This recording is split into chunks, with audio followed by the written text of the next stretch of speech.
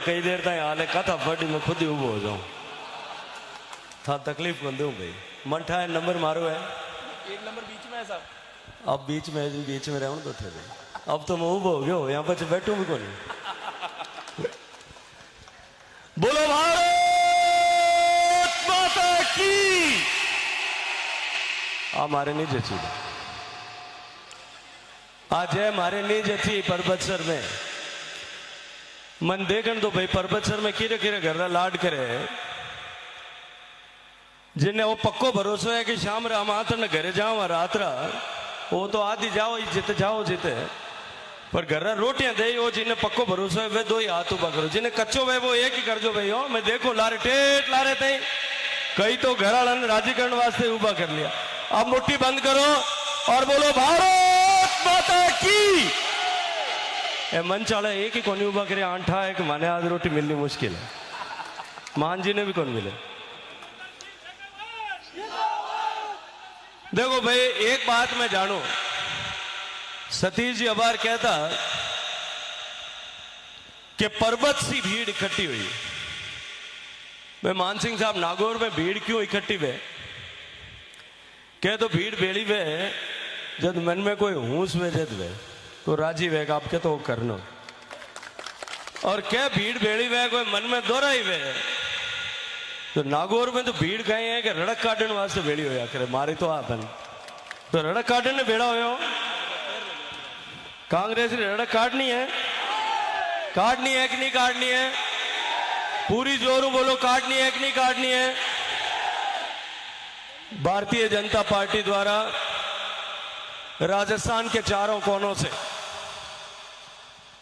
एक साथ राजस्थान के सभी 200 विधानसभा क्षेत्रों में जनता के आक्रोश को परिवर्तन के संकल्प में परिवर्तित करने के लिए रथ लेकर के घूम रही इन यात्राओं के आज पर्वतसर के इस स्वागत सभा में मंच पर उपस्थित भारतीय जनता पार्टी के पूर्व प्रदेश अध्यक्ष, उपनेता प्रतिपक्ष और छात्र राजनीति की समय से मेरे बड़े भाई रहे आदरणीय डॉक्टर सतीश पूनिया जी, मंच पर उपस्थित भारतीय जनता पार्टी के आदरणीय जिलाध्यक्ष, परिवार के मुखिया मेरे नाम राशि आदरणीय गजेंद्र सिंह जी ऑडिट, आदरणीय राजेंद्र गहलोत साहब, आदरणीय जोगेश्वर जी गर्ग, आदरणीय जगबीर छाबा साहब, आदरणीय विजेंद्र पूनिया जी, मंच पर उपस्थित सभी भारतीय जनता पार्टी के वरिष्ठ दायित्ववान कार्यकर्ता बंधु, मंच पर उपस्थित सभी जनप्रतिनिधिगण, इस यात्रा का प्रभार लेकर के साथ चलने वाले सभी दायित्ववान कार्यकर्ता बंधु, इस विशाल सभा को आयोजित करने वाले, इस पर्वतसर का दिल जिसके लिए धड़कता है ऐसे आदरणीय मान सिंह जी के निसरिया साहब,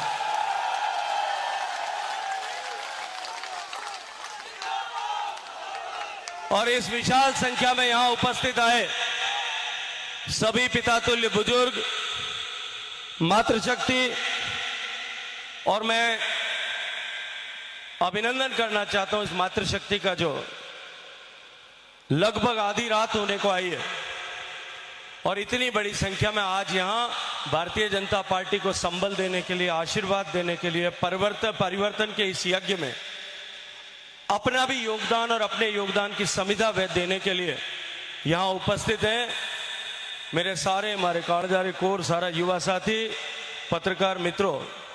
मैं आप सबका भारतीय जनता पार्टी के माननीय प्रदेश अध्यक्ष और इस यात्रा के प्रणेता आदरणीय सीपी जोशी जी की तरफ से स्वागत करता हूं, अभिनंदन करता हूं। मित्रों,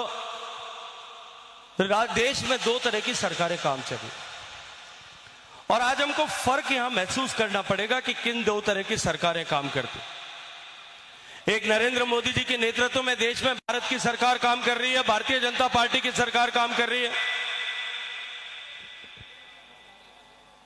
जो पार्टी का विजन, पार्टी का दर्शन है, उस दर्शन के साथ में गरीब आदमी के जीवन में परिवर्तन लाने के लक्ष्य को लेकर के विभिन्न योजनाओं के माध्यम से काम करती है।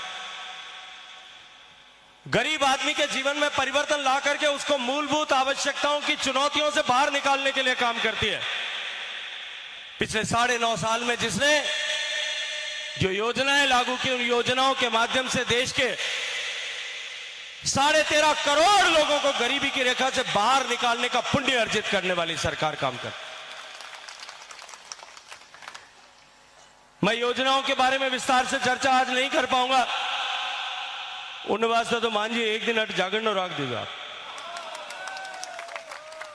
आप जागरण करा, हनुमान जी रो, बालाजी रो करा, माता जी रो करा, कोई जागरण करा, कदे कदे रामदेव जी रो भी करा। हमारा आने वाला है बीज दसम रे बीच में जागरण करा जो अपन कहीं कहीं चाहिए भाई, भजनी चाहिए 5-6 रात जगह से, वहां पेटी बाजो चाहिए, एक ढोलक चाहिए, एक नगारा बजाने वाला चाहिए, 4-5 झिंझिया बजाने वाला चाहिए, 2-4 मंजीरा बजाने वाला चाहिए, 3-4 हुंकारा चाहिए, एक वो मोटोड़ो बाजो चाहिए। मैंने कहीं क्या मैंने ठा नहीं कहीं क्या ऑर्गन, एक वो 2 डंडियां टप टप टप टप बजाए वो भी चाहिए। जब जा रहा पर रात 10 बजे जागरण शुरू करा, सुबह 6 बजे खत्म हुआ। सुबह ओम जय जगदीश अरे 6 बजे करा कि नहीं करा? बोलो भाई करा कि नहीं करा? लेकिन जागरण आजकल सामान्य थे। मैं तो क्योंकि अब राजनीति में हूं, वोट पक्का करने वास्ते दिन में फिर रात जागरण नाम जाऊं भाई, हाथ जोड़ी करा मारे भाई जागरण में आ गया था, देख हाजिरी लगाऊ। जागरण में मैं अमूमन देखूं कोई मारे छाबा साहब जरा बुजुर्ग आदमी बहन जाने घरे नींद नहीं आवे, कोई जोगेश्वर जी जड़ा रे ए रात उठे बैठा रहे, बाकी सब रात टाबर तो घरे जा सो जाए। 12 बजे तक निट कोई बैठा रहे, पचे तो कोई नहीं ला दे।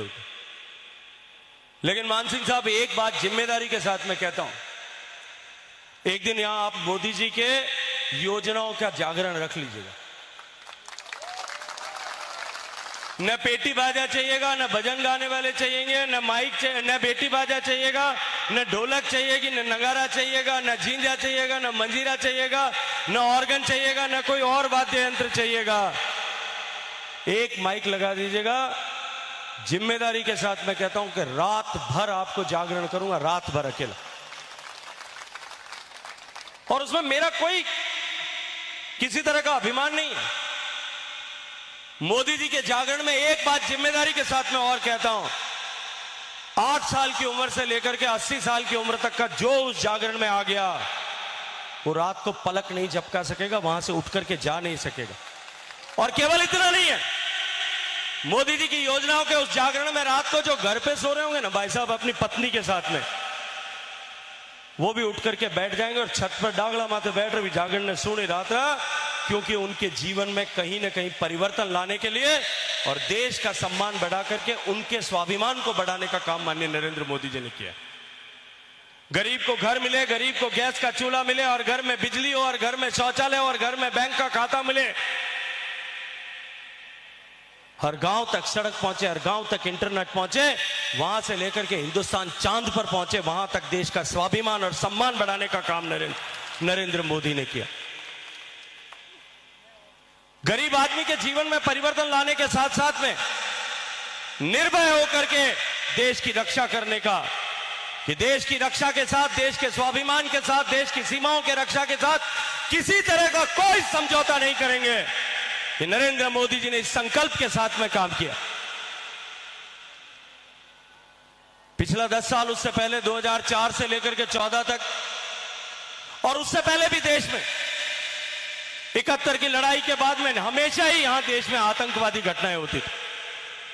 अभी सतीश जी कह रहे थे कि इस पर्वतसर का बेटा जो है, कोई ऐसा गांव नहीं होगा पर्वतसर में जिस गांव के बाहर एक शहीद की मूर्ति, जिसके बाहर सामने से निकलते ही श्रद्धा के साथ सल्यूट करने का मन होता है, ऐसी मूर्ति हर जाति समाज के व्यक्ति की नहीं लगी होगी।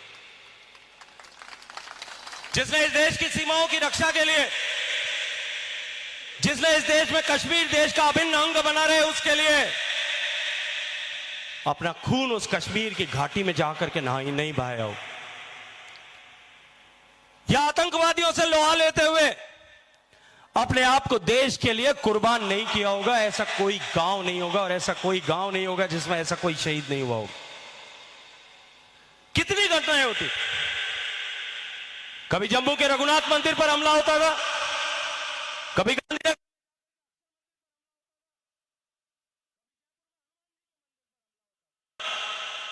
बम ब्लास्ट होते थे, कभी बंबई में हमारी आर्थिक राजधानी पर हमला होता था, कभी हैदराबाद में जाकर के हमारे जो इलेक्ट्रॉनिक्स एंड कम्युनिकेशन की राजधानी है उस पर जाकर के हमला होता था।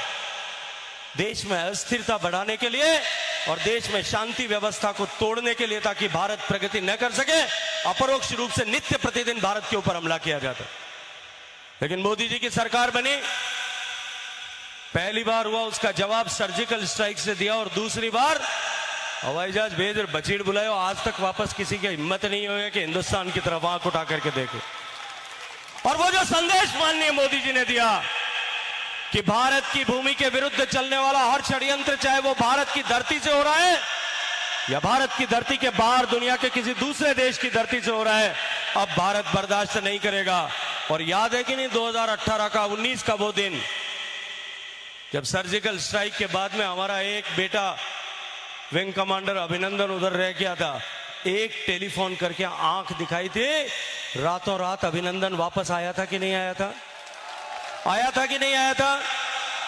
वो भारत के स्वाभिमान और सम्मान की जीत थी। एक तरफ मोदी जी की सरकार है जो देश के बड़े बड़े पिछले इतने वर्षों से लंबित ऐसी समस्याओं का समाधान करती है। 450 साल से भारत के लोग संघर्ष कर रहे थे कि भारत की अस्मिता का प्रतीक, भारत के स्वाभिमान का प्रतीक, भारत के 140 करोड़ लोगों की आस्था का प्रतीक भगवान राम का मंदिर उस अयोध्या में बनना चाहिए। और आपके मेरे सबके पूर्वजों ने, सब जाति समाज के लोगों ने बलिदान किए होंगे, अपना खून बहाया होगा इस लक्ष्य को लेकर के कि देश में, देश के स्वाभिमान का प्रतीक राम जी का मंदिर वहां बनना चाहिए। कांग्रेस पार्टी के लोगों ने तमाम विरोध किए, राम के अस्तित्व को नकारने का पाप किया, कहा राम हुआ नहीं था, कथाओं में लिख दिया गया, राम सेतु था नहीं, हनुमान जी हुए नहीं। जिसने राम और हनुमान को नकारा उसको जनता ने नकार दिया। 55 साल तक राज करने वाले अब लोकसभा में 55 भी नहीं बचे।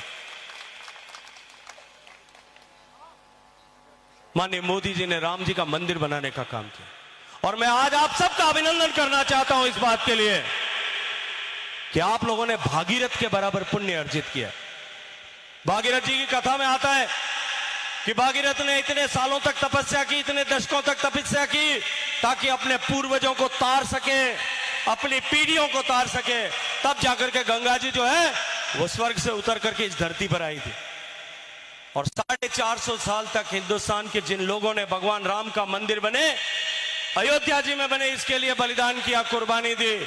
आजादी के बाद में जिन लोगों ने संघर्ष किया और कुर्बानी दी, उन लोगों को तारने का काम आपने एक सही जगह पर वोट मोदी जी को देकर के कर दिया। मैं अभिनंदन करना चाहता हूं, प्रणाम करना चाहता हूं आप सबके श्री चरणों में। आपने एक वोट सही दिया, राम जी का मंदिर बन गया। दूसरा वोट आपने सही दिया, अभी सतीश जी कह रहे थे 370 की धारा हमेशा हमेशा के लिए समाप्त हो गई। भारत जिस दिन आजाद हुआ था तब से लेकर के एक कलंक भारत के माथे पर था कि भारत में एक ही देश में दो तरह के विधान और दो तरह के निशान थे, दो प्रधान काम करते थे। आतंकवादी नित्य प्रतिदिन उन सब के साए में घटनाएं करते थे। मुझे याद आता है आप सबके आशीर्वाद से मैं दिल्ली की सरकार का हिस्सा था, जब नरेंद्र मोदी जी की सरकार, उनकी प्रेरणा से अमित शाह जी बिल लेकर के आ रहे थे। राज्यसभा में जब चर्चा शुरू हुई, आतंकवादियों ने कहा कि कश्मीर के 370 से छेड़छाड़ की तो हिंदुस्तान आग की लपटों में जल जाएगा। हिजबुल मुजाहिदीन के लोगों ने कहा, वो यासिन मलिक साहब ने कहा, यासिन मलिक कह रहे थे कि हिंदुस्तान को, अगर हिंदुस्तान में 370 से छेड़छाड़ की तो कश्मीर की घाटी हम गोलियों से छलनी कर देंगे। महबूबा मुफ्ती सईद ने कहा कि अगर कश्मीर की 370 से छेड़छाड़ की तो हम कश्मीर का दरवाजा पाकिस्तान अधिकृत कश्मीर के मुजफ्फराबाद की तरफ खोल देंगे। मैंने कहा कि तुम्हारे पिताजी का राज है क्या? ये नरेंद्र मोदी का भारत है। भारत में एक भी गोली चलाए बिना, कश्मीर में एक भी गोली चलाए बिना इस कलंक को हमेशा हमेशा के लिए भारत के माथे से पहुंच करके फेंक देने का काम आपके एक वोट की ताकत से नरेंद्र मोदी जी ने किया। मित्रों, देश के इतने बड़े बड़े विषयों का समाधान करके देश का सम्मान पूरे विश्व भर में बढ़ाने का काम नरेंद्र मोदी जी ने किया कि नहीं किया? किया कि नहीं किया? उस नरेंद्र मोदी जी को जिसका गुजरात का मुख्यमंत्री होते हुए अमेरिका के लोग वीजा नहीं देते थे, आजकल ऑटोग्राफ लेने के लिए उनके पीछे कुर्सी छोड़ करके आकर के हस्ताक्षर करवाते हैं कि नहीं करवाते हैं? आपका सम्मान बढ़ता है कि नहीं बढ़ता है? दुनिया के बड़े बड़े देशों के लोग मोदी जी को जब अपना बॉस कहते हैं, भारत के 140 करोड़ लोगों का 56 इंच का सीना होता है कि नहीं होता है? एक तरफ मोदी जी की सरकार है जिसने गरीब को गरीबी से बाहर निकालने के संकल्प के साथ में काम किया, और दूसरी तरफ ये काका भतीजा की टैक्स की सरकार। भाई मैं एक बात पूछूं थाने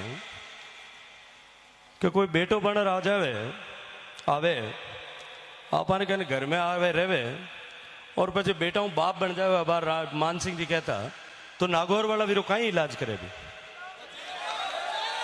कहीं इलाज करे ये मुर्दो बचीड़ बोलिया करे जोर बताओ कहीं बुलावे।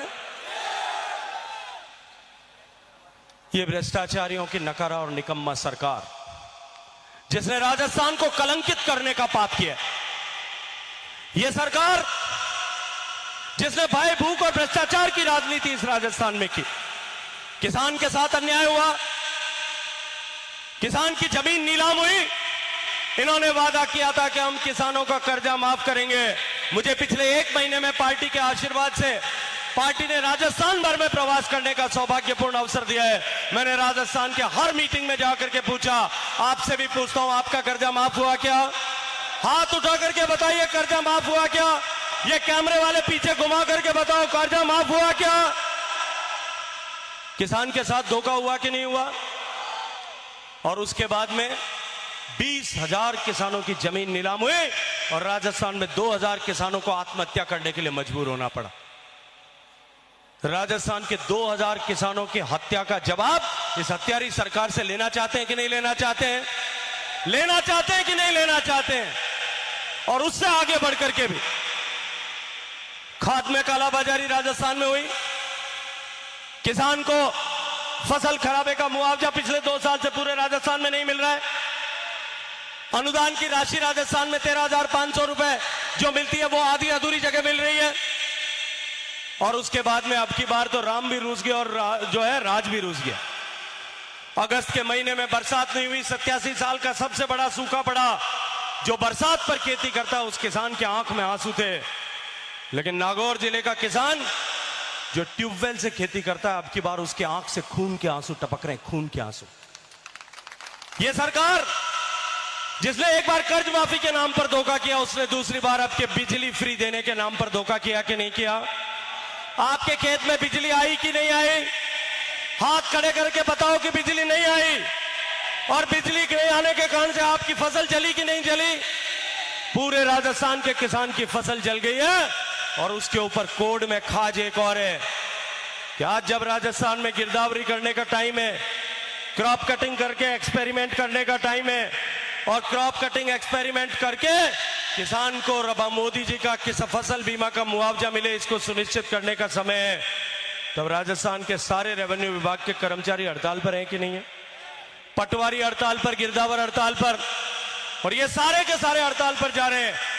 किसान को जो है एक बार फिर कर्जे और मौत के रास्ते पर उतारने का पाप अशोक गहलोत सरकार कर रही। युवाओं के साथ में भी इसी तरह का छलावा हुआ। 3,500 रुपए मुआवजा देंगे।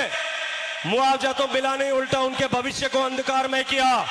और किसान के बेटे को, जो किसान पेट काट कर करके अपने बेटे को पढ़ाता है, स्कूल में अच्छी स्कूल में पढ़ाता है, अंग्रेजी स्कूल में पढ़ाने के बाद में उसको जो है कॉलेज में पढ़ने के लिए बाहर भेजता है, बाद में कोचिंग क्लास में पढ़ाता है, बच्चा भी रात दिन जाग करके पढ़ता है, और जब परीक्षा देकर के वापस आता है तब क्या समाचार आता है कि पेपर आउट हो गया।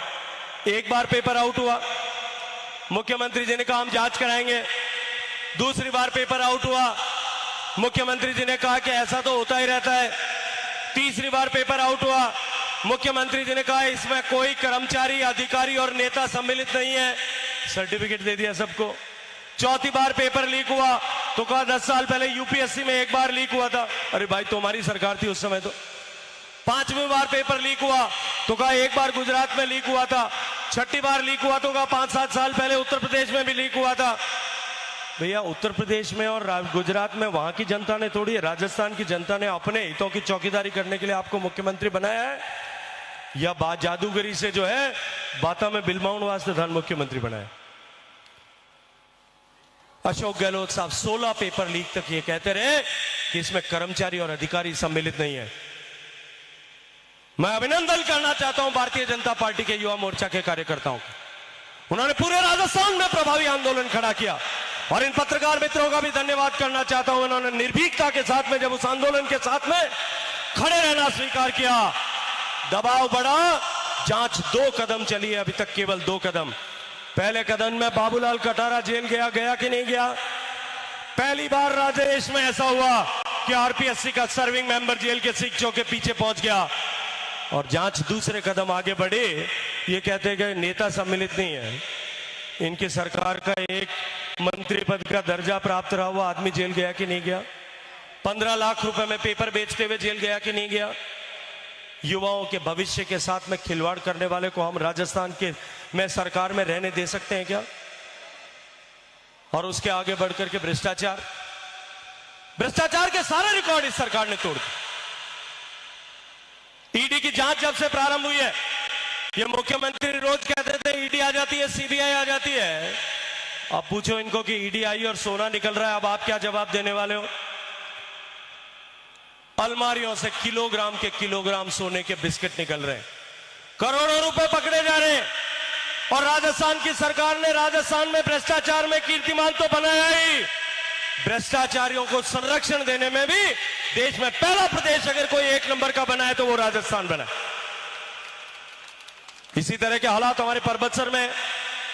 एक दिन मैं इस रोड से जा रहा था, मान सिंह साहब मिले, रोड पर खड़े थे। मैंने पूछा मान सिंह जी यहां सड़क पर क्यों खड़े हो? तो कहा कि साहब यहां पर सड़क बन रही है, हम गुणवत्ता देखने के लिए आए। मुझे कहा एक बार जोर उपक ने 18 ठपकारो, 80 ठपकारी तो लेवड़ो तो फोटो बाहर आएगी। ये भ्रष्टाचारियों की सरकार को जो है वो राजस्थान में सरकार में रहने देना है क्या? उसको उखाड़ फेंकना है कि नहीं फेंकना है? ये जो राजस्थान की नकारा निकम्मा सरकार है, उसको भगाने के लिए हम परिवर्तन की यात्रा लेकर के निकले। लेकिन इतना सभी अगर होता तो शायद राजस्थान के लोगों के मन में वो आक्रोश न होता। जो तुष्टीकरण का पाप इन्होंने किया है, उसके कारण से आज राजस्थान के 8 करोड़ लोग जो हैं, राजस्थान के 8 करोड़ लोग उसके कारण से गुस्से में, आक्रोश में। इस सरकार ने बहुसंख्यक समाज की मानसिकता को कमजोर करने के लिए, तोड़ने के लिए, करौली में दंगा हुआ, भगवान राम जी का जुलूस निकल रहा था रामनवमी का, उस पर पत्थर फेंके गए, उस पर तेजाब के, एसिड के बम फेंके गए, पेट्रोल के बम फेंके गए, और उसके ऊपर पथराव करने के बाद में जब लोग तितर बितर हुए, दुकानों को आग लगाई गई, लूटा गया, मोटरसाइकिलें तोड़ी गई, कारें तोड़ी गई, कारों को आग लगाई गई। लेकिन सरकार ने मुकदमा दर्ज करने में तुष्टीकरण किया, जांच में तुष्टीकरण किया, गिरफ्तारी में तुष्टीकरण किया, जमानत में तुष्टीकरण किया, मुआवजे में तुष्टीकरण किया। उसका फायदा जो है सिला ये मिला कि भीलवाड़ा में जाकर के दंगा हुआ। मैंने अभी सिरोही में इस बात पर भाषण दिया, मुझे ऊपर सिरोही में एक मुकदमा दर्ज हुआ कि आपने जो है भावनाएं भड़काने का काम किया। मैं सत्य बोलता हूं, उससे अगर किसी की भावनाएं भड़की है तो मैं भड़काने का दोषी, और 1000 बार ये सत्य जो है राजस्थान की जनता के सामने करूंगा। भीलवाड़ा में दंगा हुआ, दोबारा भीलवाड़ा में दंगा हुआ, जोधपुर में दंगा हुआ, और जब इन दंगाइयों के साथ में तुष्टीकरण सरकार ने किया, इनको मक्खन लगा हुआ हाथ फेरने का काम किया, उसका सिला ये मिला कि उदयपुर में कन्हैया लाल टेलर की गर्दन काट करके धड़ से अलग कर दी गई। और फिर इस राजस्थान में नारे लगे, उन नारों को लेकर के राजस्थान का बच्चा बच्चा आक्रोशित हुआ। यह तुष्टीकरण की सरकार, एक तरफ मोदी जी की सरकार भगवान राम का मंदिर बनवाती है, ये राम दरबार को क्रेन लगा करके ढहाने का पाप करते हैं। एक तरफ मोदी जी की सरकार काशी विश्वनाथ में जाकर के मंदिर का पुनरुद्धार करती है, कॉरिडोर बनाती है, उज्जैन में महाकाल लोक बनाती है, केदारनाथ में केदार बाबा का मंदिर का पूरा परिसर का पुनर्निर्माण करती है। और ये अशोक गहलोत सरकार 400 साल पुराने शिव मंदिर को अलवर में तोड़ करके उसके शिवलिंग को ड्रिल मशीन से तोड़ करके टुकड़े टुकड़े करने का पाप करती है। ऐसी पापी सरकार को हम सरकार में रहने दे सकते हैं क्या? पूछना चाहता हूं, रहने दे सकते हैं क्या? और इससे आगे बढ़ करके भी एक कवि कहता है कि कंधों से चौड़ी छाती नहीं होती और धर्म से बढ़कर के जाति नहीं होती। अब की बार इन्होंने हमारे धर्म को ललकारने का पाप किया। ये जो संगठन बना है घमंडिया अलायंस, देश में ऐसे सारे लोग जो मोदी को हटाना चाहते हैं और देश के बाहर ऐसी सारी ताकतें जो मोदी के नेतृत्व में बढ़ते हुए भारत की ताकत को कमजोर करना चाहते हैं, वो सारे एक हो गए। एक दारू का घोटालेबाज है, एक जमीन का घोटालेबाज है। सिर्फ 10 मिनट बचे हैं भाई साहब, 10 बजने में, आप चिंता मत करो। एक दारू का घोटालेबाज है, मैं 10 मिनट में खत्म कर दूंगा, 10 बजते ही, आप चिंता मत करो। एक दारू का घोटालेबाज, एक जमीन का घोटालेबाज, एक चारे का घोटालेबाज, एक नौकरी का घोटालेबाज। ये सारे के सारे घोटालेबाज जिन्होंने 20 लाख करोड़ का घोटाला किया, वो अब एक साथ इकट्ठे हो गए और कहते हैं कि मोदी को भगाओ। मोदी कहता है देश को आगे बढ़ाओ, ये कहते हैं मोदी को हराओ। आप मोदी को हारने दोगे क्या? आप मोदी को हारने दे सकते हो क्या? इस घमंडिया संगठन ने अब एक नया राग छेड़ा है। इस घमंडिया संगठन के एक सबसे ताकतवर नेता हैं, तमिलनाडु के मुख्यमंत्री हैं, उनका बेटा उदयनिधि स्टालिन। वो ये कहता है कि सनातन जो है ये कैंसर के जैसा, डेंगू के जैसा, मलेरिया के जैसा और एड्स के जैसी बीमारी है। इस सनातन धर्म को जल्दी से खत्म करना चाहिए। ये खड़गे साहब जो कांग्रेस पार्टी के राष्ट्रीय अध्यक्ष हैं, ये खड़गे साहब कहते हैं कि सनातन मजबूत, अगर मोदी जीता तो सनातन जीत जाएगा, मजबूत हो जाएगा। इस सनातन को कमजोर करना है। खड़गे साहब का बेटा कहता है, प्रियांक खड़गे जो मंत्री है कर्नाटक में, कि ये सनातन जल्दी से जल्दी कमजोर होना चाहिए, समाप्त होना चाहिए। चिदंबरम साहब कांग्रेस के बड़े नेता, देश के बड़े वकील, देश के गृह मंत्री रहे, देश के वित्त मंत्री रहे, देश के विदेश मंत्री रहे, उनका बेटा जो एमपी है वो कहता है कि ये बिल्कुल सही बात है, सनातन समाप्त होना चाहिए। मैं आज आप सबसे एक बात पूछना चाहता हूं, जिस सनातन को हमारे पूर्वजों ने अपने माथे दे देकर, जिन माओं ने अपने बेटों को जो है कुर्बान करके, जिन पत्नियों ने अपने सुहाग को कुर्बान करके, जिन बहनों ने अपने भाई, अपने राखी को कुर्बान करके, जिस सनातन को हजारों हजार साल तक जिंदा रखा, क्या हमारा डीएनए इतना कमजोर हो गया है कि हम उस सनातन को मरने देंगे, समाप्त करने देंगे? मैं पूछना चाहता हूं, करने देंगे क्या?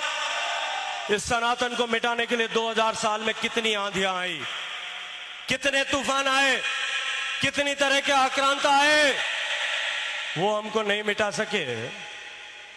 जो गौरी नहीं कर सके, खिलजी नहीं कर सके, जो अलाउद्दीन खिलजी नहीं कर सके, मोहम्मद गौरी नहीं से कर सके, औरंगजेब नहीं कर सके, वो इनको करने दोगे क्या? इनको करने दे सकते हो क्या? जिसने हमारे धर्म पर चोट की है और चोट पहुंचाई है, उसका हिसाब किताब पूरी तरह से बराबर करना है कि नहीं करना है? उसको करने का जो है वो पहला मौका, पुराने जमाने में लड़ाई होती थी तो सेना में हरावल के दस्ते में कौन रहेगा, सबसे आगे कौन रहेगा, इसको लेकर के एक कंपटीशन होता। अब की बार यह सौभाग्यपूर्ण अवसर जो है हम राजस्थान के लोगों को मिला है। 2024 के चुनाव में मोदी जी की सरकार जब बनने के लिए, तीसरी बार बनाने के लिए चुनाव होगा, तो पूरा देश जो है इन सनातन का विरोध करने वालों के विरुद्ध मतदान करेगा। लेकिन उसका सेमीफाइनल और पहला सेमीफाइनल खेलने का सौभाग्य हम राजस्थान के लोगों को मिला है। इस विधानसभा के चुनाव में, इस सेमीफाइनल में इनको जवाब देना चाहते हो कि नहीं देना चाहते हो? इन भ्रष्टाचारियों को उखाड़ फेंकना चाहते हो कि नहीं चाहते हो? इन किसान विरोधी सरकार को उखाड़ फेंकना चाहते हो कि नहीं चाहते हो? इस युवा विरोधी सरकार को उखाड़ फेंकना चाहते हो कि नहीं चाहते हो? इस दलित विरोधी सरकार को उखाड़ फेंकना चाहते हो कि नहीं चाहते हो? इस महिला विरोधी सरकार को उखाड़ फेंकना चाहते हो कि नहीं चाहते? वो राजस्थान जिसकी पहचान पन्नाधाय से थी, गौराधाय से थी, कर्माबाई के खींच से थी, रानाबाई के खींच से थी, जिस पर राजस्थान की पहचान रानी पद्मावती के जौहर से थी, रानी रंगादे के जौहर से थी, उस राजस्थान के मुंह पर कालिक पोत करके उस राजस्थान को देश की बलात्कार की राजधानी बनाने का पाप इस सरकार ने किया है कि नहीं किया? किया है कि नहीं किया? ऐसी कलमुई सरकार को हम सत्ता में रहने दे सकते हैं क्या? उखाड़ फेंकना है कि नहीं फेंकना है? हर एक उस मां, हर एक उस बेटी, हर एक इस बहन जिन 2 लाख महिलाओं के साथ में अपमानजनक व्यवहार हुआ है, जिन हजारों महिलाओं के साथ में दरिंदगी हुई है, वो 19 बेटियां, वो 19 बहनें जिनके साथ में प्रतिदिन इस राजस्थान में दरिंदगी होती है, बलात्कार की घटना होती है, उस हर एक बहन के, हर एक बेटी के आंसू का हिसाब किताब करने की जिम्मेदारी आपकी और मेरी है कि नहीं है? कौन करेगा उसका हिसाब किताब?